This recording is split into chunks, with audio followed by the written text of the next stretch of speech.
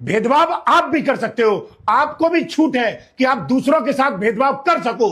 लेकिन भारत के संविधान का अनुच्छेद 15 कहता है कि धर्म, जाति, लिंग, नस्ल और जन्म स्थान के आधार पर भेदभाव गैर कानूनी है।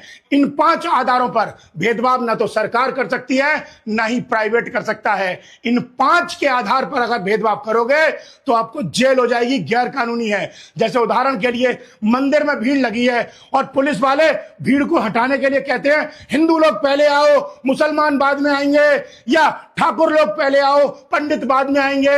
ऐसा अगर करोगे तो यह जातिगत या धार्मिक भेदभाव होगा, यह गैर कानूनी है, नहीं कर सकते।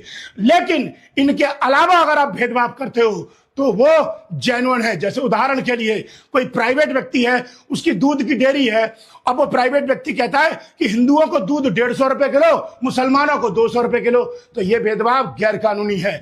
लेकिन इन 5 के अलावा भेदभाव करोगे तो वो जेन्युइन है। जैसे गरीब की लड़की की शादी के लिए अगर कोई दूध परचेज करेगा तो उसे 100 रुपए प्रति लीटर पर छूट मिलेगी या 20 रुपए प्रति लीटर पर छूट मिलेगी। ये आप कर सकते हो, या मैं भी कर सकता हूं भेदभाव।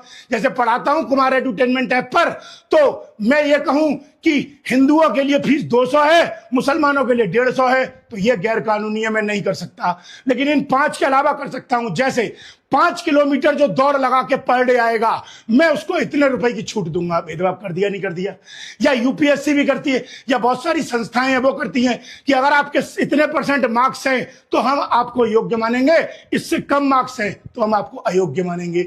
समझ में आ रहा है? तो भेदभाव 5 आधारों पर अनुच्छेद 15 मना करता है। यानी अनुच्छेद 15 कहता है कि सरकार और प्राइवेट दोनों धर्म, जाति, लिंग, नस्ल और जन्म स्थान के आधार पर भेदभाव नहीं कर सकते, लेकिन इन 5 के अलावा भेदभाव कर सकते हैं। इसका मतलब ये अनुच्छेद 15 सभी को समान मानता है और धर्म, जाति, लिंग, नस्ल और जन्म स्थान के आधार पर सबको बराबर। हमारा ये वीडियो पसंद आया तो लाइक सब्सक्राइब जरूर करें।